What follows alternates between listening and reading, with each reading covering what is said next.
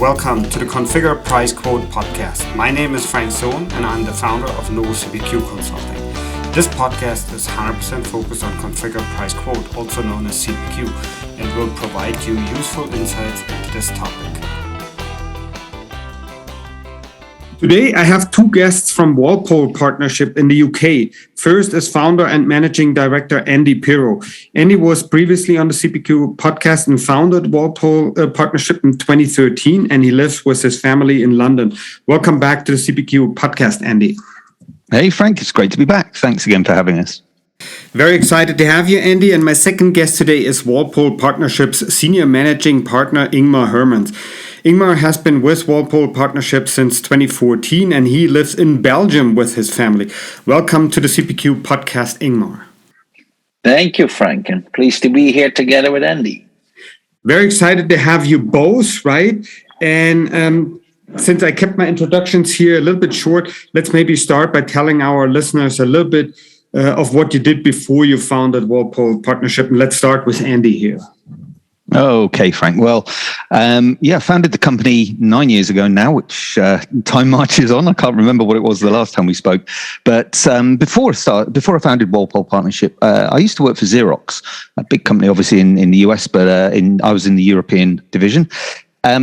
I spent a long time there, about 16 years, and it was a great place to get a good foundational knowledge in business and in how to run a company, actually. And while I was there, I had plenty of roles. I was in sales, I was in product marketing, I was a pricing manager, many other things as well. But those three disciplines kind of gave me a bit of a unique strength that I had. The skills for sales gave me the quoting side of things. Pricing gave me the P for CPQ, and product management gave me the C, so how to configure a product. So it gave me some really good skills. And then just before I moved, formed Walpole Partnership, I moved on to an enterprise IT project where Xerox were implementing a product called Big Machines, who I'm sure we all know very, very well. And that was alongside Salesforce. It was alongside SAP. And so I had a key role in that project for about 3 years and then left to found the Walpole Partnership. Excellent. And you have a ton of experience. I'm very happy to have you. Then, Ingmar, same question for you. What did you do before you joined Walpole in 2014? Yes, excellent question. And I do remember spending 15 years in enterprise company corporate life, and really have learned everything around CRM, front office applications, and particularly had to pay for my sins in an operations role of having implemented 12 times SAP in individual instances and for different BUs. But in particular was also when I worked there for Kodak, right, in that 15-year career, have implemented Big Machines as well, starting out in 2007. So having then come and crossed over to the dark side on the consultancy level, gave me the great chance to learn about Andy's story as well, which turned out to be very similar in our lives before Walpole. Excellent. So I'm not sure if it's the dark side, Ingmar, but I'm very happy to have you. So now I want to ask you both a question that's a little bit unusual, right? So, but just shows how much the CPQ market has changed, I guess. What's one development that surprised you both in the CPQ space over the last 5 years or so? And let's start with Andy here. Frank, I think from my point of view, for me, I'd say the opposite of the question, really. What surprised me most in the last 3 or 4 years is I haven't seen that much change. If I go back to when I first got involved in CPQ, the products were less mature. There was acquisitions going on all the time. Obviously, Oracle acquired Big Machines, and Salesforce acquired Steelbrick, and various other acquisitions going on. Calidus then going over to SAP.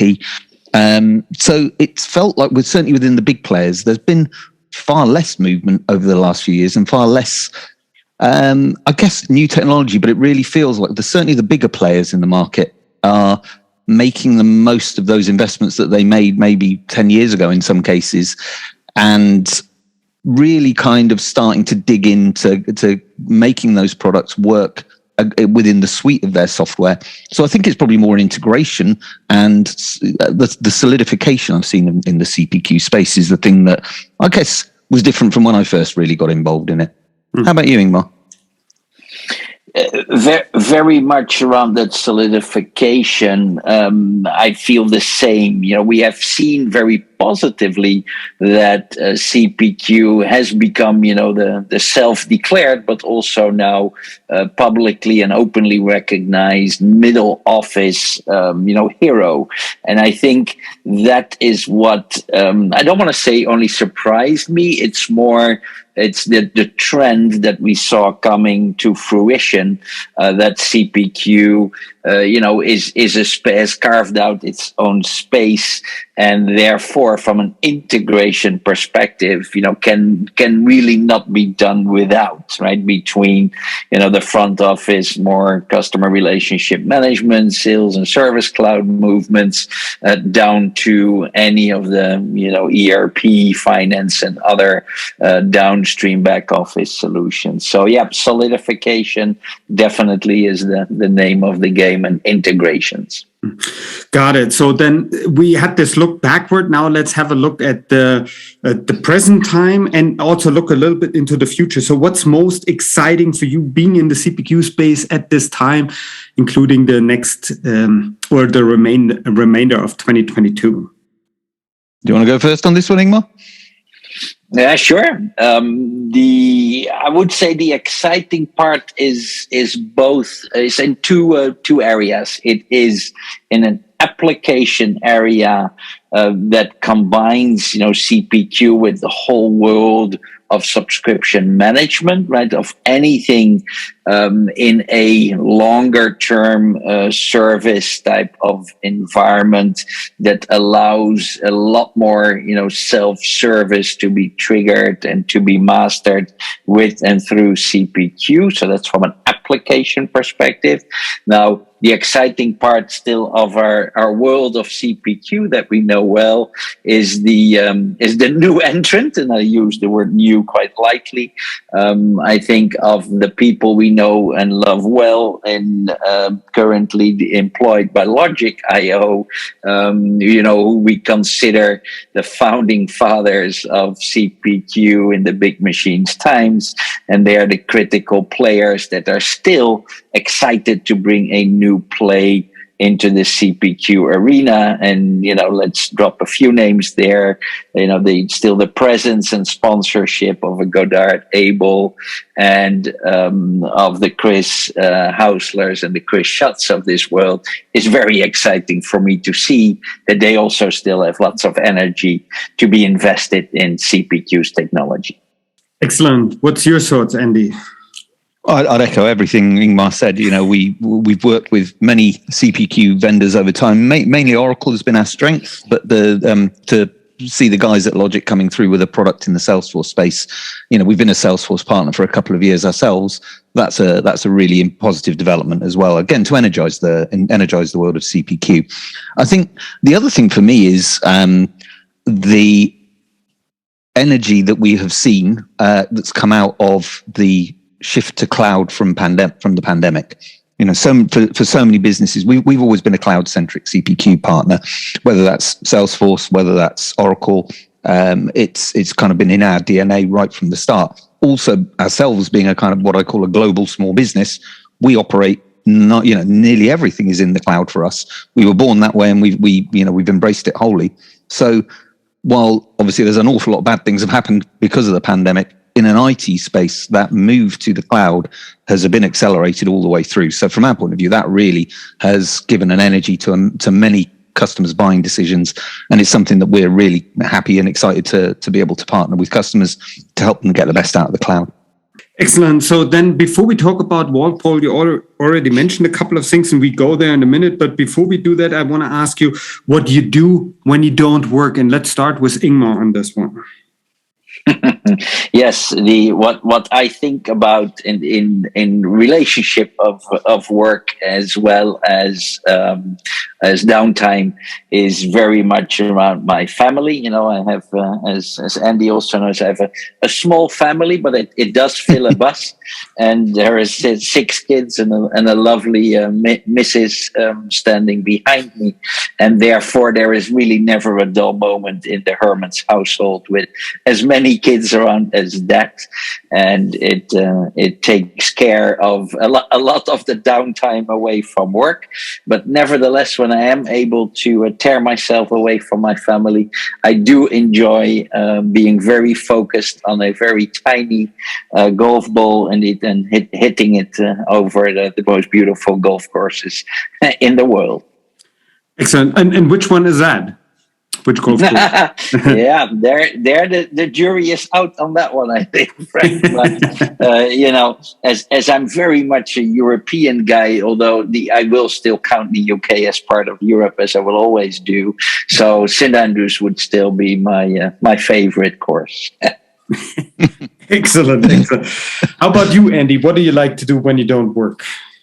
Oh, I've got nowhere near the patience of Ingmar. I mean, I too have an amazing family. My wonderful wife Sapna, who also runs her own business, is always an inspiration to me. And I've got 2 younger children than Ingmar who take a little bit of ferrying around as well, but I can't get near him on numbers. I'll give you that much. No, all sorts of things. You know, during lockdown, I actually found that really inspired me to try some different things. I got a Peloton exercise bike because I'm in danger of boring everybody with that, but that really got me into indoor cycling and fitness, and I think it's an amazing platform. I did all sorts of things. I did things like improv classes, stand-up comedy classes. I make no profession to being a particularly expert at any of them, but I found it was a great time to sort of try new things. But equally, I love the fact that we can now travel again. We recently took this team skiing, which was an amazing trip. So some old hands, some newbies to skiing, and seeing everybody out on the slopes. It was just phenomenal to be out in the fresh air again, and even cultural things. A couple of nights ago, I went to see one of my favourite books turned into a play in London. I'm sure it was in America, I know, a while before, but To Kill a Mockingbird was on. It was just wonderful to see a theatre full again, and kind of life feeling like in places, and I know it's not everywhere in the world, but seeing life just starting to come back to normal, whether that's kind of outdoors, indoors, cultural. It's there's all sorts in there, high culture or low culture. So pretty varied. Very cool. Very cool. Sounds like you're both busy in different ways, right? So then let's talk a little bit about Walpole, right? So, and for all the listeners who haven't heard our last episode, Andy, maybe tell them quickly what products and services you offer. Sure. Well, this is where it's really simple, because we are niche. We're a specialist. Some people would call us a boutique systems integrator. We're not geographically limited, but we tend to keep a pretty tight focus on the products that we work with, and more than I'd say about 90% of our revenue comes from CPQ. That's mainly Oracle, but we also work with Salesforce, we work with Logic, and we work with a few other vendors as well. We like to try and do what's best for our customers. We try not to get involved in battles between different vendors. We don't see that as being productive, but we're very good at kind of looking at a customer's requirements, and that's the core of our practice. We do have the extension of that is that we do naturally get pulled into wider CX, so CRM especially. And of course, as we talked about earlier, the integrations with ERP systems, the integrations that are needed for subscription management, that's become a real core competence for us as well, but effectively as an enabler to CPQ. And then we have a much smaller enterprise performance management sideline business, where we work with an offshore team to deliver NetSuite planning and budgeting solutions, which was a useful addition to our portfolio, but it's been a great sort of sideline business brought to us by a great friend, Khalid Qayyum, who was at Oracle and is now has moved over to DocuSign, and I'm sure we'll be seeing more of him from there as well. But he brought us some business in that respect through an old relationship. So we have a little bit of diversity in there, but 90+% is CPQ. And are you focused on specific industries? Well, I guess by dint of being in CPQ, there's some natural fits for us. Manufacturing, high-tech, industrial manufacturing, and especially telecoms as well. We've got some real heavy hitters in the team who've come from Vodafone, so Jenks and Stu and Jenna, I'm looking at you, which have given us a real strong capability in the telecoms area as well, which we're benefiting from. Outside of that, the EPM space is a lot broader, but we've managed to place CPQ and find some applications in some more specific industry segments. Ingmar, do you want to talk a little more about those?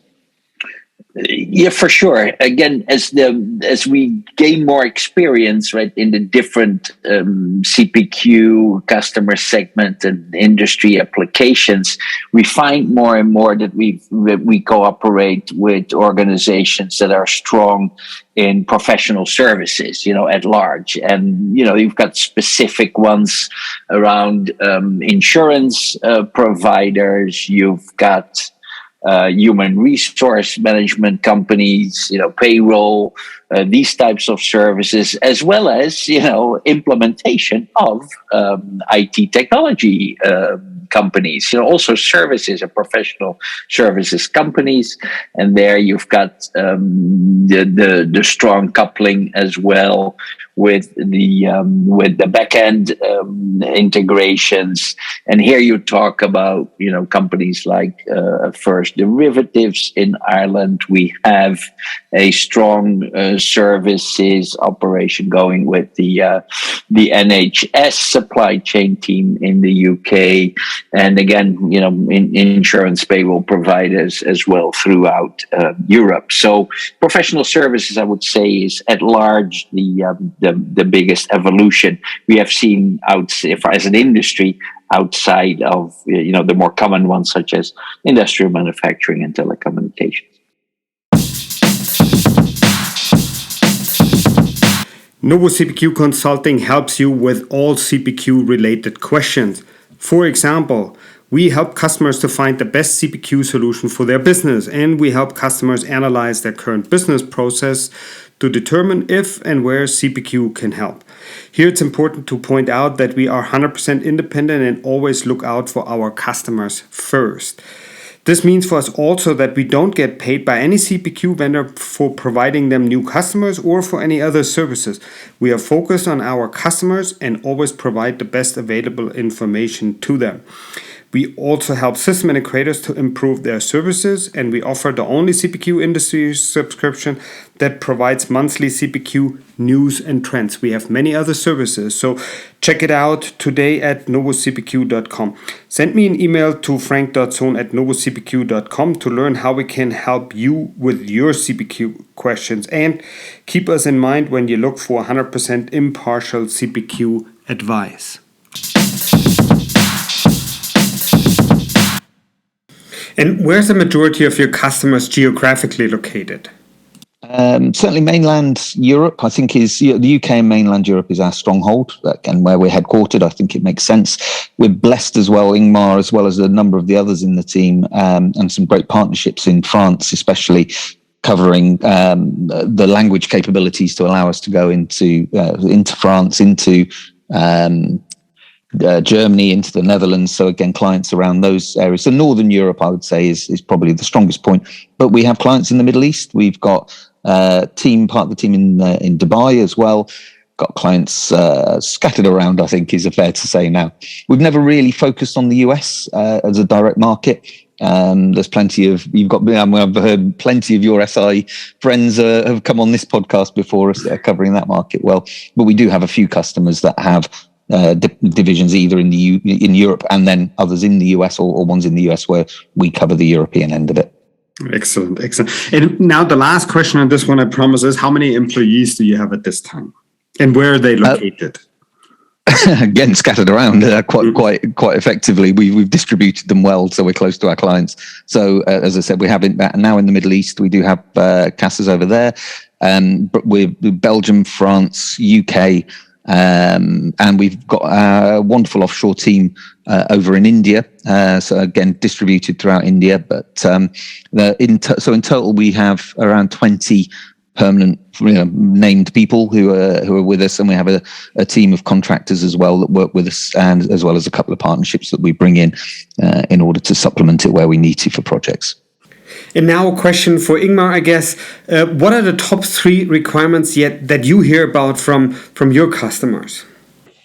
Yes, I think not just a good question, but it kind of captures that whole trend that, again, Andy hinted to with the move to the cloud, right? We've seen that acceleration of the cloud capability.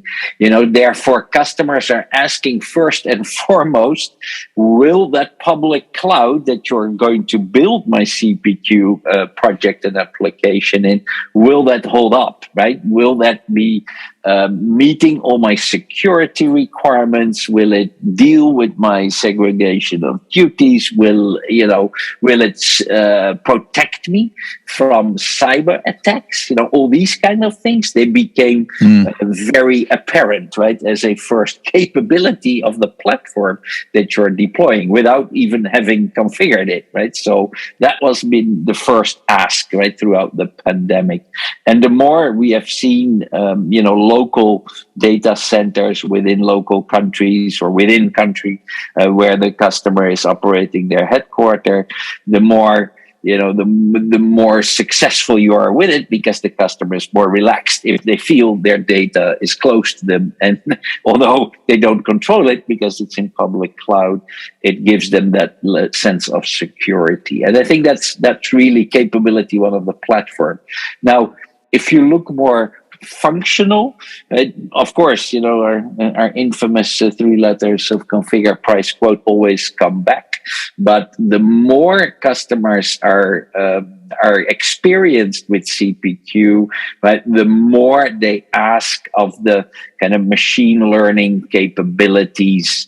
I don't want to call them artificial intelligence at this point in time, but machine learning capabilities, yes.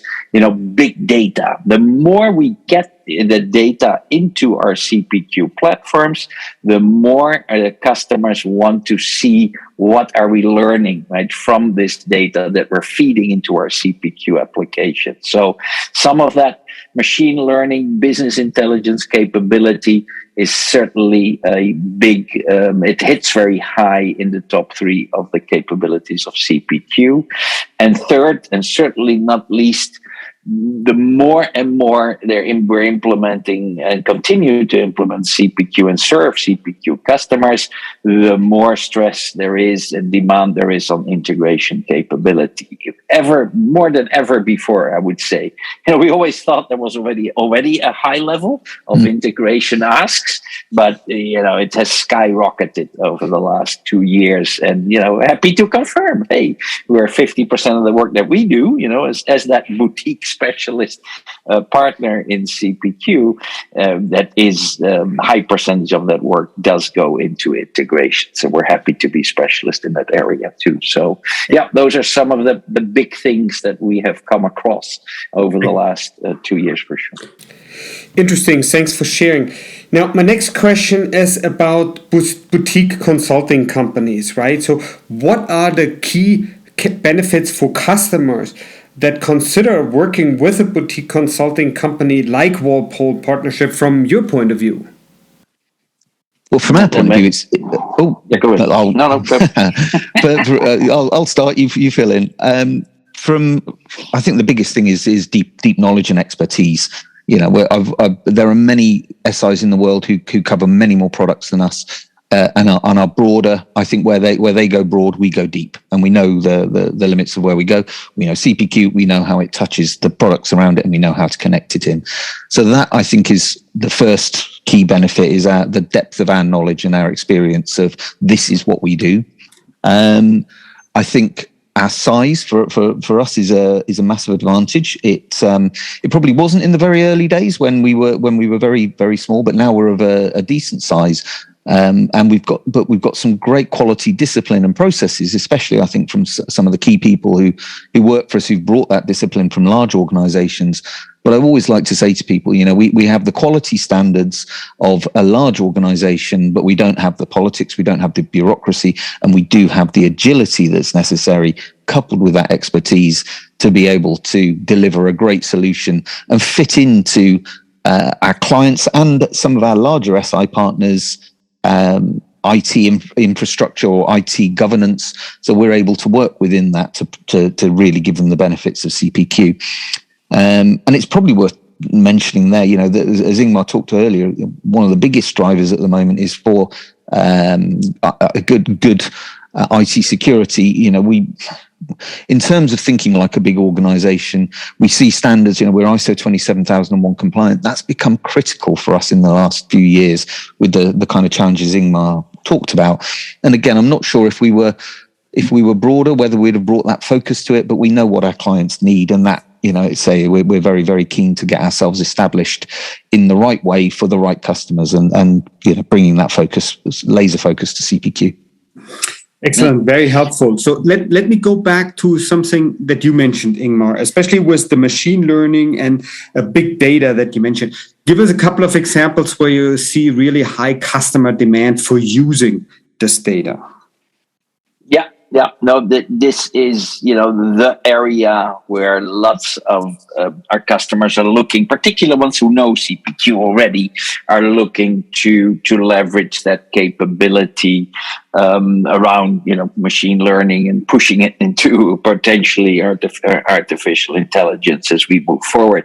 And it starts with pricing, everything around pricing in, not just the P of CPQ, but in pricing a service, a product, a solution, a package, a standard, product catalog, as well as a whole bespoke project setup, is about how do I apply a value-based price for that particular customer, for that particular project, for those particular sets and services and products.